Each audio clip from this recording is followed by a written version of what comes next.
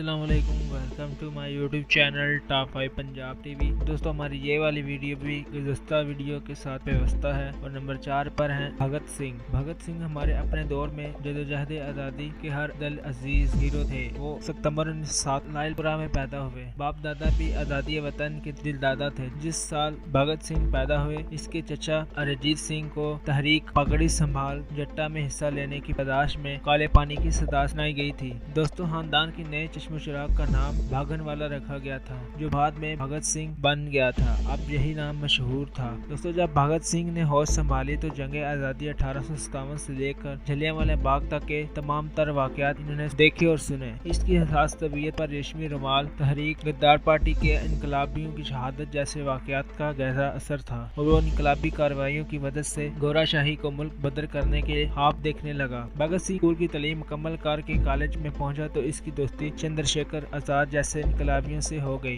1927 میں سے لاہور دسہرہ بم کیس کے ضمن میں گرفتار کر لیا گیا اور شاہی قلعے کی بدنام ضمانت تشددگاہ میں رکھا گیا تھا۔ اس وقت وہ مشکل 20 سال کا تھا۔ وہاں سے ضمانت پر رہا ہوا تو اس نے پہلے نوجوان بھارت سبھا کی بنیاد رکھی اور پھر سوشلسٹ ریپبلک پارٹی بنائی، اور ساتھ ہی اس نے ایک رسالہ کیرتی بھی جاری کیا جس کی صدارت سوہن سنگھ جوشی کو سونپی گئی۔ 1928 میں سائمن کمیشن کی آمد پر ملک بھر میں مخالفانہ مظاہرے ہوئے، ہڑتالیں ہونے لگیں۔ ایک مظاہرے پر جس کی قیادت لاہور کے مشہور لیڈر لالا جگت رائے کر رہے تھے پر لاٹھی چارج ہوا اور اسی اثناء میں لالا زخمی ہو گئے اور اسی حالت میں دم بھی توڑ گئے۔ پنجاب میں 400 غم اور غصے کی شدید لہر دوڑ گئی۔ بھگت سنگھ اور اس کے ساتھی نے اس قتل کا بدلہ لینے کا عہد کیا، چنانچہ انہوں نے جلوس پر لاٹھی چارج کرنے والے پولیس کپتان سانڈرس کو نشان زدہ کیا اور اسے 27 دسمبر 1928 کو اس نے پولیس ہیڈ کوارٹر کے سامنے کھلے عام اس کو گولی مار کر ہلاک کر دیا اور خود رہپوش ہو گئے۔ ملزموں پر ان کی غیر حاضری میں قتل، دہشت گردی اور سازش کا مقدمہ چلایا گیا۔ اس دوران بھگت سنگھ کے کئی ساتھی راوی دریا کے کنارے درختوں کے مشہور ذخیرے سے پکڑے گئے۔ پھر اپریل 1929 میں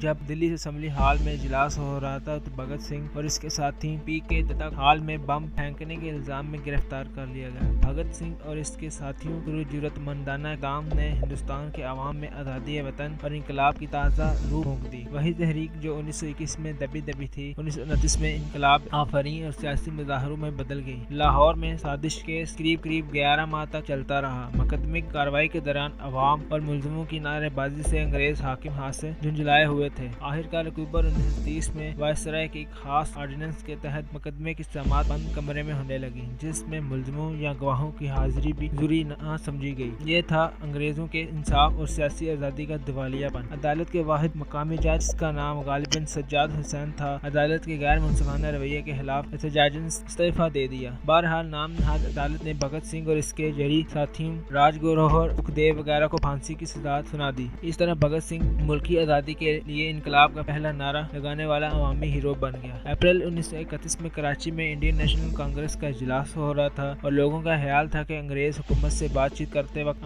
کانگریس بھگت سنگھ اور اس کے ساتھی سرماؤں کی رہائی کا مطالبہ کرے گی، مگر کانگریس نے اس طرف توجہ ہی نہ دی۔ الٹا انہی دنوں گاندھی کا ایک سمجھوتا طے پایا تھا جس میں گاندھی جی نے انقلابیوں سے لا تلخی کا اعلان کیا اور انگریزوں کا اس سے مزید حوصلہ ملا اور آخرکار کانگریس کے اجلاس کے دوران ہی ان سرفروش انقلابیوں کو پھانسی میں لٹکا دیا گیا۔ اس وقت اس کی عمر بامشکل 24 سال تھی۔ کہتے ہیں کہ پھانسی کے وقت بھگت سنگھ نے پھانسی کے پھندے کو چوم کر اپنے گلے کا ہار بنا لیا تھا اور انقلاب زندہ باد فلک شگاف نعرے لگاتے ہوئے اس دنیا سے رخصت ہو گئے تھے۔ بھگت سنگھ کی پھانسی کی خبر سے لوگوں میں بے پناہ بے چینی پھیل گئی تھی اور وہ ایک بڑے ہجوم کی شکل میں سینٹرل جیل لاہور کے باہر جمع ہو گئے تھے۔ اس پر جیل کے حکام نے رات کی تاریکی میں عقبی دیوار کو پھاڑ کر اس جوانمرد پنجابی کی لاش باہر نکالی اور اسے ستلج کے کنارے چوری چھپے جلا کر راکھ کر دیا اور فیروز پورہ کے قریب دریا میں اس کی راکھ بہا دی۔ دوستو یہ تھی بھگت سنگھ کی زندگی کی کہانی۔ دوستو اگر آپ کو ہماری یہ ویڈیو پسند آئی ہے تو اس ویڈیو کو لائک کریں، شیئر کریں اور چینل کو سبسکرائب ضرور کریں۔ کمنٹ سیکشن میں اپنی رائے کا اظہار بھی ضرور کریں۔ ہم ملتے ہیں آپ کو ایک نئی ویڈیو کے ساتھ، تب تک اللہ حافظ۔ السلام